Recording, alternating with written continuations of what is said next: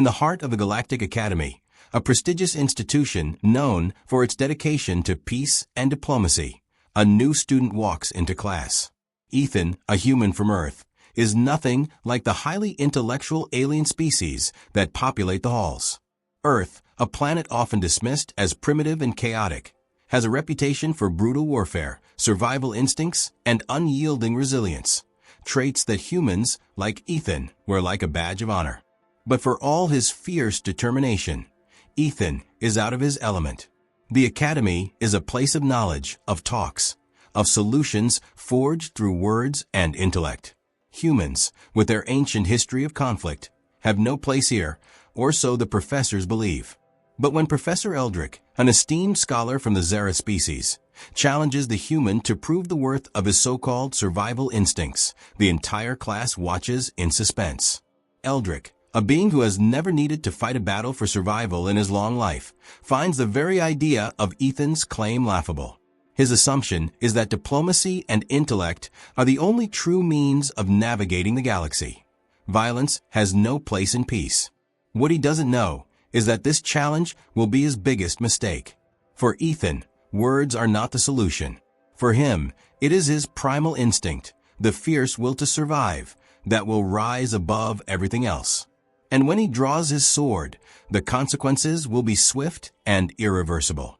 The quiet hum of the classroom transforms into the silent tension of impending action, and in an instant, the entire Academy will learn just what it means to challenge a Deathworlder. The Galactic Academy, located on the edge of the Zereth Empire, was a renowned institution of higher learning, one that brought together the brightest minds from across the galaxy.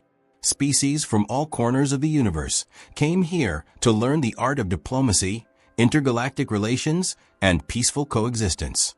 It was a prestigious school where intellect was valued above all else. The students, handpicked for their advanced cognitive abilities, came from species that had long evolved beyond the need for war. Their cultures were built on dialogue, negotiation, and the refinement of peace. But there was one species that had never truly fit in. The humans of Earth were seen as a curious anomaly. While their history was riddled with warfare and conflict, they had managed to pull themselves together to venture beyond their planet's atmosphere. Yet, despite their advancement, they were still considered barbarians in the eyes of many. The Zereth, for instance, had evolved in an entirely different direction, one of peace, logic, and efficiency.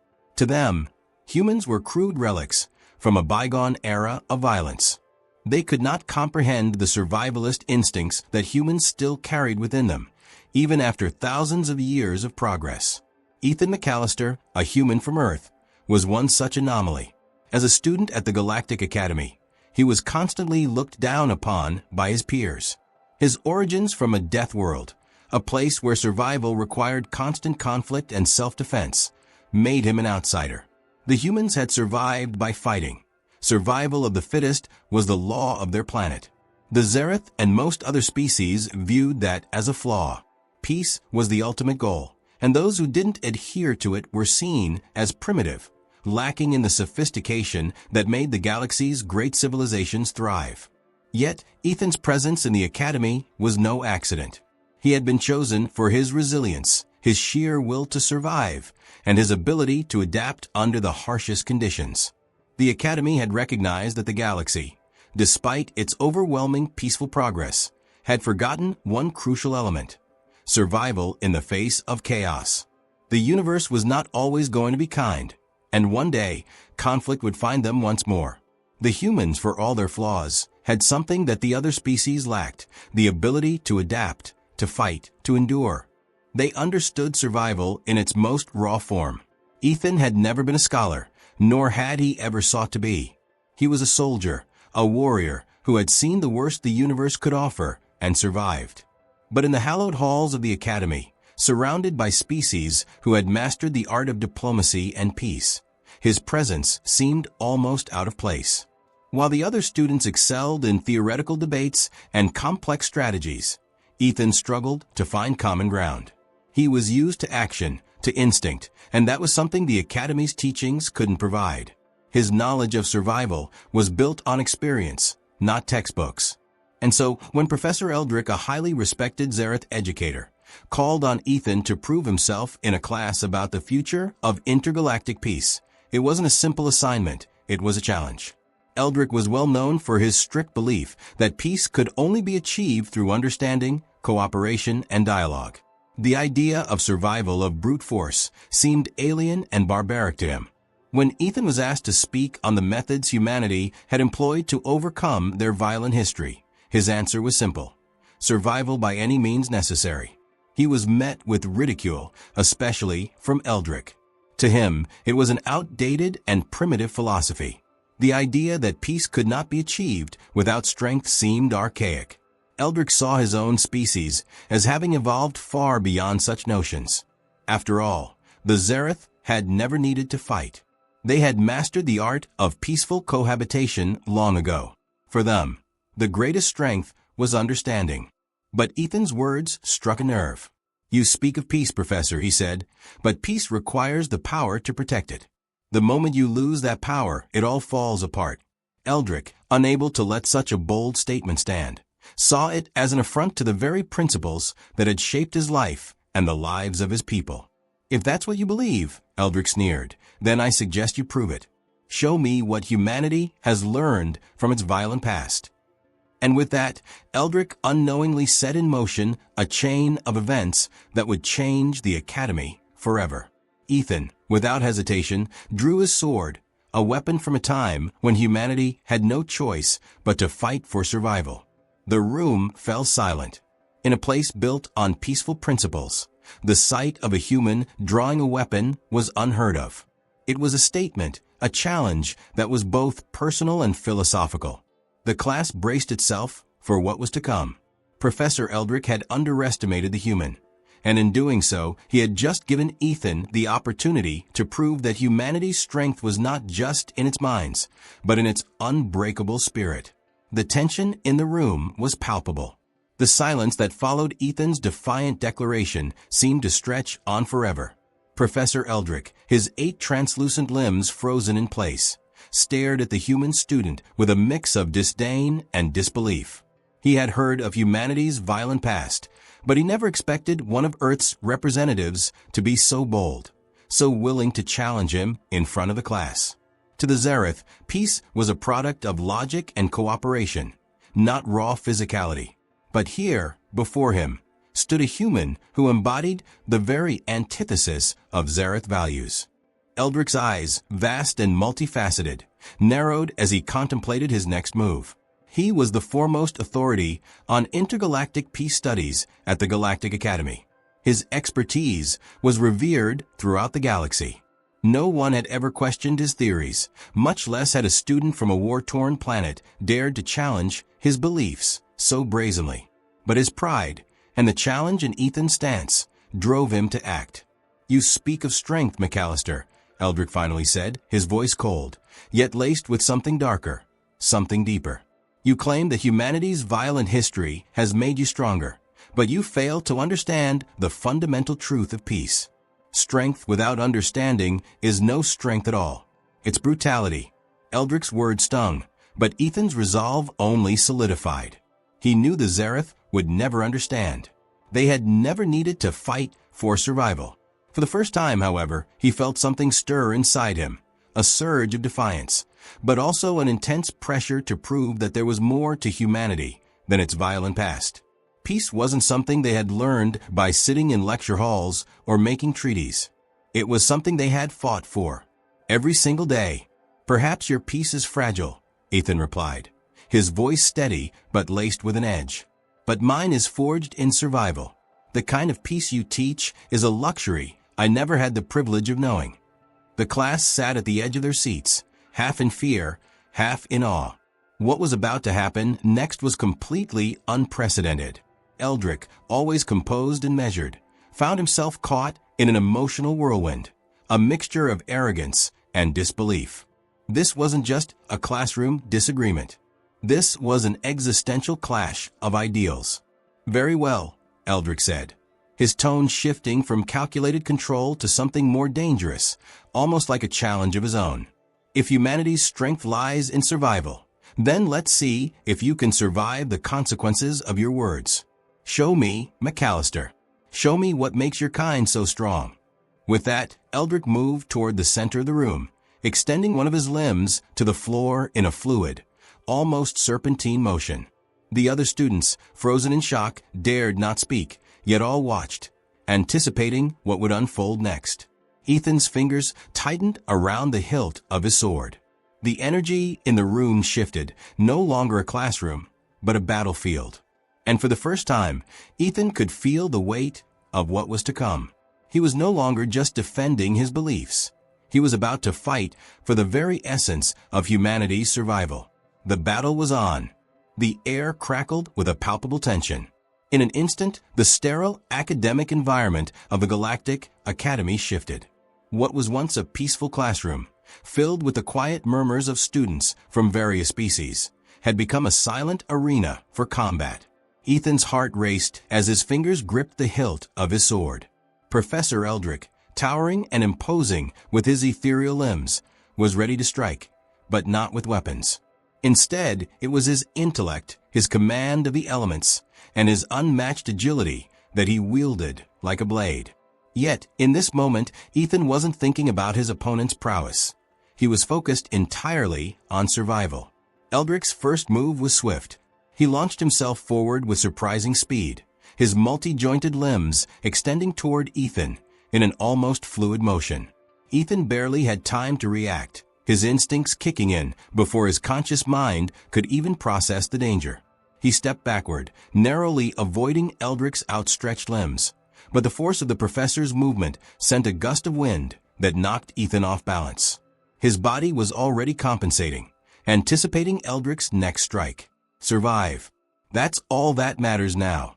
The thought, simple but clear, rang through Ethan's mind as his legs moved with the precision and speed honed from years of surviving in a hostile world. The professor wasn't just a teacher now. He was a predator. And in that moment, Ethan was forced to become more than just a student. He was a survivor, someone who could adapt, who could think on his feet and strike when necessary.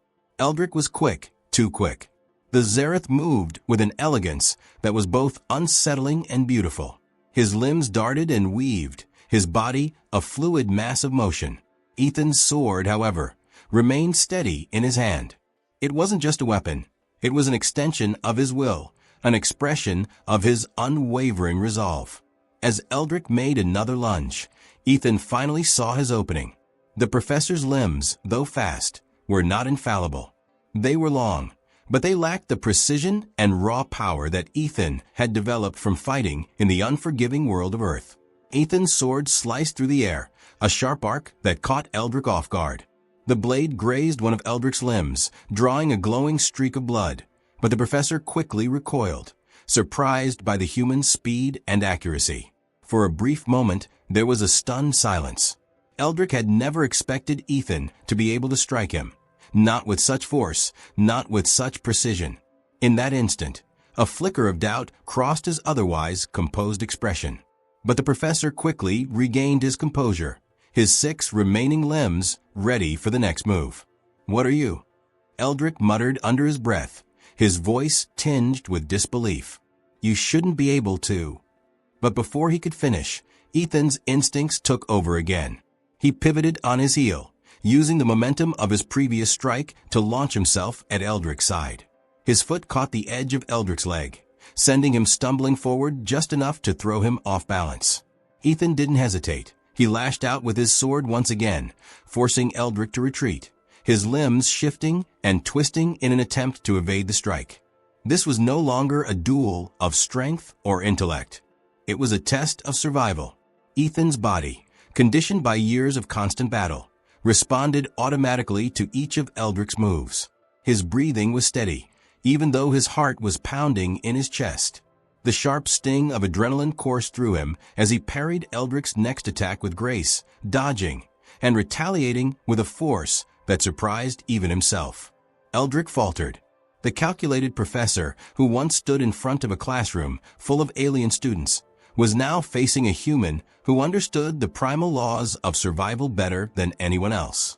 There was no elegant strategy here, only the drive to survive, to fight, to win at all costs.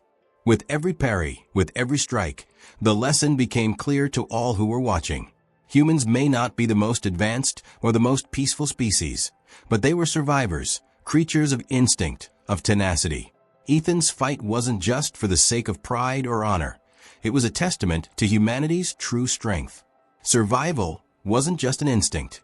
It was their nature. And in that moment, it was all Ethan needed to defeat the Zareth professor. The air was thick with tension, the kind that made every breath feel heavier, every movement more calculated. Professor Eldrick, despite the crackling intensity of the moment, had not expected to be tested in this way. He had always prided himself on his intellect, on his ability to predict, to manipulate situations. But this was different. Ethan was not just a student. He wasn't even just a fighter. Ethan was survival incarnate, a living embodiment of the raw, untamable force of a Deathworlder. And in his arrogance, Eldrick had miscalculated. The Zareth's multi-limbed form twitched, his sleek alien body shifting with the slightest hesitation. For a moment, there was a flicker of uncertainty in his glowing eyes, a rare occurrence for one so self-assured. Ethan had struck with precision and swiftness, managing to leave a deep gash on Eldrick's arm. Blood, if it could even be called blood, dripped from the wound, a liquid as dark as the void, sizzling as it made contact with the floor. Eldrick took a step back, glaring at Ethan. "You should not have been able to land that blow." His voice, once commanding and certain, now carried a note of disbelief. The professor had spent decades teaching, honing the minds of the galaxy's finest students, and yet here was this human, this Deathworlder, who was not only surviving, but holding his own. Ethan's expression remained unreadable, but his grip tightened around the sword hilt. His mind was clear, his body humming with the primal focus of a warrior who had faced far worse than this. There was no room for hesitation in him anymore. The battlefield was his element. He had been born in the chaos of Earth, raised in its wildest corners, and forged by its bloodied battles. With a single fluid motion, Ethan advanced. His sword, still glowing faintly from the previous strike, cut through the air with a sharp hiss. The strike came so fast that Eldrick barely had time to react. His multi-limbed form scrambled, one of his arms barely deflecting Ethan's sword as it swiped toward his side. The clang of metal against bone resonated through the room, causing a brief reverberation in the silence that had otherwise consumed the class. The professor staggered backward, his alien limbs flailing to regain balance. His glowing eyes widened, not in fear, but in genuine surprise. His mind raced. He hadn't accounted for the raw determination, the sheer unpredictability of a Deathworlder's instinct. Humans, to Eldrick, were nothing more than primitive, often self-destructive creatures, seemingly outmatched by the superior intellects and abilities of galactic species. But this was something different. Ethan wasn't playing by the rules of the galactic codes. He didn't fight to win in the traditional sense. He fought to survive. And that made all the difference. "Enough," Eldrick barked, his voice tinged with frustration. He attempted to shift into a defensive stance, his limbs quickly realigning to give him a wider base. But it was too late. Ethan, sensing the professor's momentary weakness, launched forward without hesitation. His movements were a blur, speed, precision, and power blending together in perfect harmony. In that instant, Eldrick made the fatal mistake of underestimating his opponent's will to fight.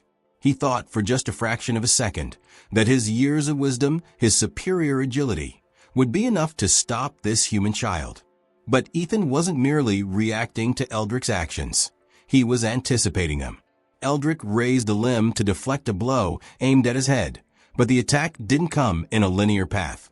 Instead, Ethan had already anticipated Eldrick's movement and swung low, aiming for the professor's legs.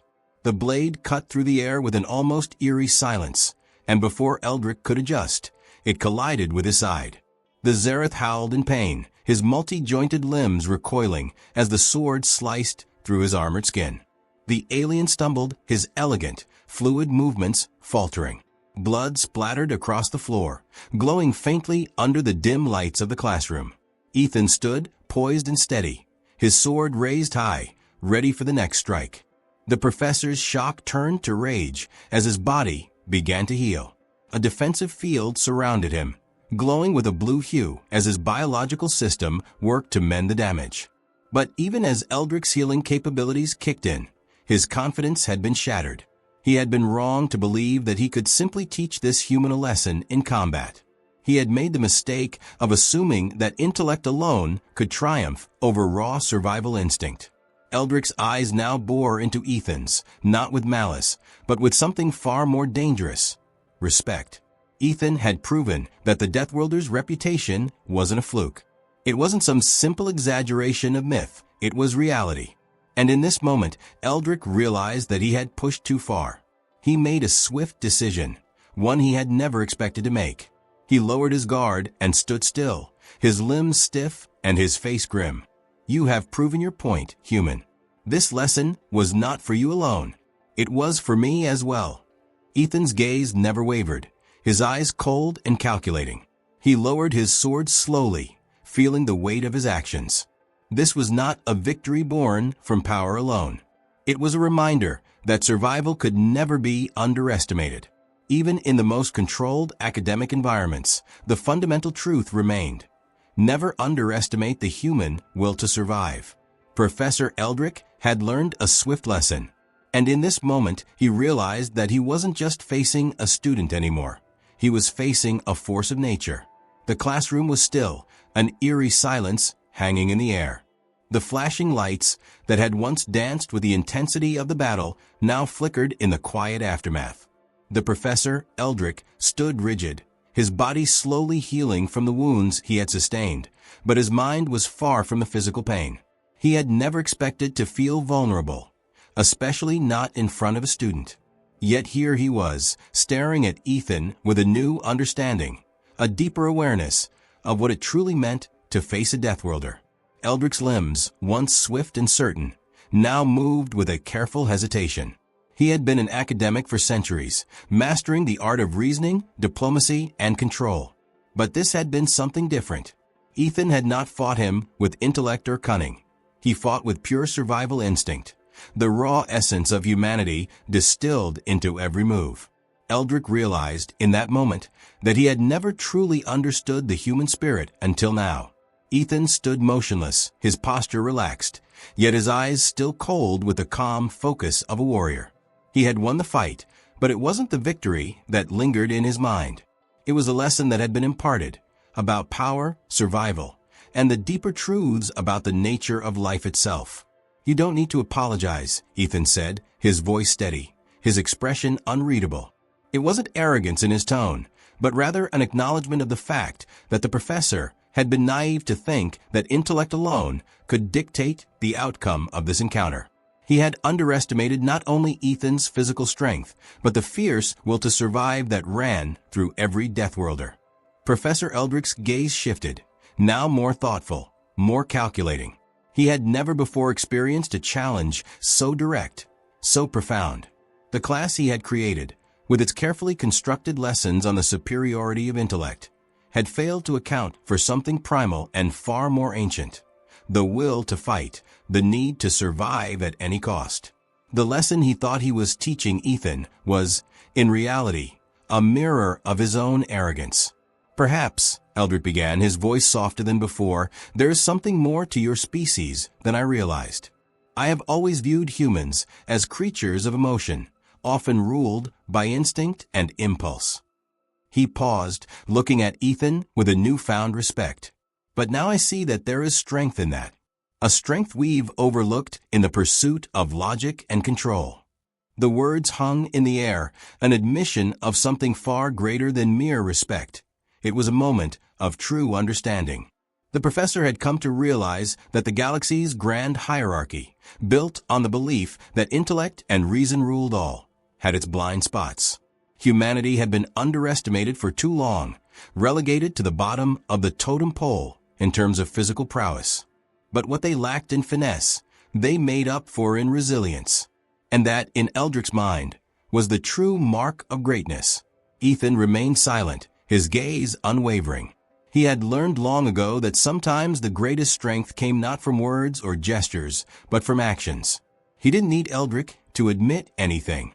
The battle, the confrontation, was a lesson in itself. But hearing the professor's reflection made it clear. He had won not just because of his skill, but because of something deeper, something that resonated within all humans. Eldrick's mind raced as he considered the implications of this encounter. As a scholar, he had spent his life studying the galaxy, exploring its many civilizations and species.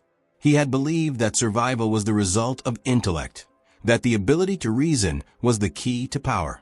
But here, in front of him, stood proof of something far more elemental. Human survival wasn't rooted in reason. It was rooted in instinct, in the ability to adapt, to overcome, and to fight no matter the odds. The professor felt something shift within him.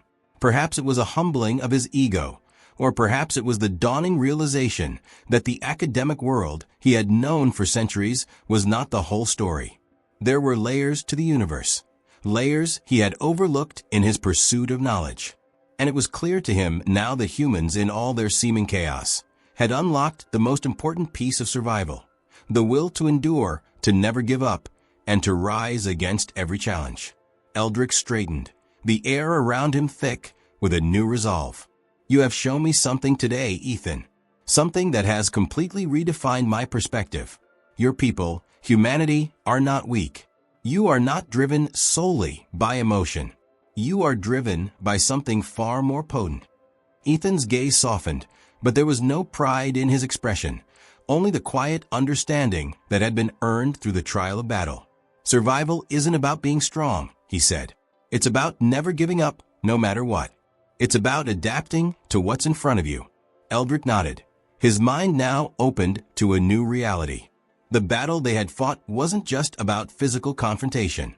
It was a clash of ideologies, a clash between logic and survival instinct. But in the end, both had proven necessary. He had learned the hard way that true strength lay not just in intellect, but in the primal will to fight, to endure. Eldrick took a deep breath, his thoughts finally clearing. He could see now that humanity's place in the galaxy was not as the underdog, not as the species with nothing to offer but emotional instability. They were warriors, survivors, ready to face whatever the universe threw their way. I will teach the next lesson differently, Eldrick said, his voice tinged with humility.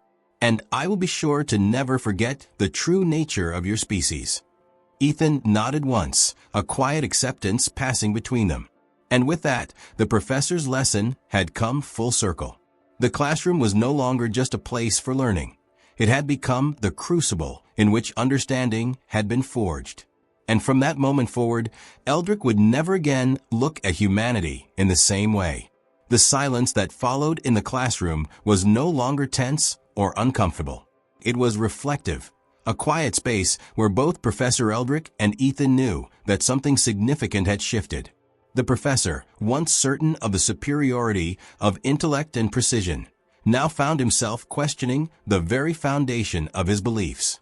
In front of him stood a human, a species that he had underestimated and regarded as emotionally driven, yet had now proven that the true strength lay not just in reason or physical might, but in an intrinsic will to survive that could never be calculated. Eldrick had come into the classroom believing that intellect and control were the cornerstones of strength. He had sought to prove a point about power, about survival, and the role of intellect in shaping the future of galactic civilizations. But what he had failed to anticipate was that survival, at its core, was not something that could be distilled down to pure logic. It was something far more primal, something that transcended even the coldest calculations. Humanity had taught him an important lesson, one that no academic text or historical precedent could have. The strength Ethan had shown was not in his ability to overpower his adversary, but in his ability to adapt, to persist, and to fight with everything he had, regardless of the odds. It wasn't just a physical trait, it was a mindset, a way of being.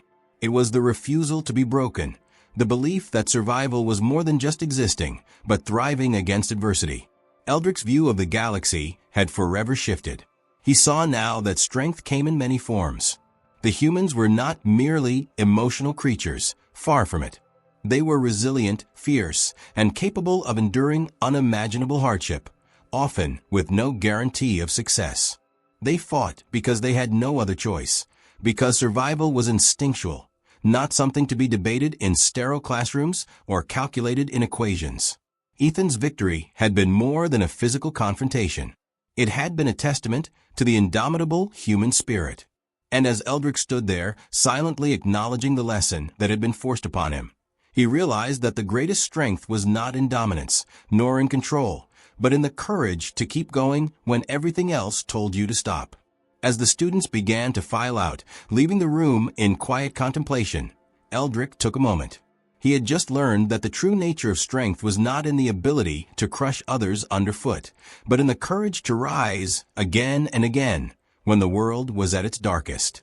And he could not help but feel that this lesson would echo across the universe for generations to come. Humanity had proven that they were more than just a species to be dismissed. They were survivors. And in their resilience, they had shown Eldrick that the true nature of strength was far greater and more complex than anyone had ever imagined.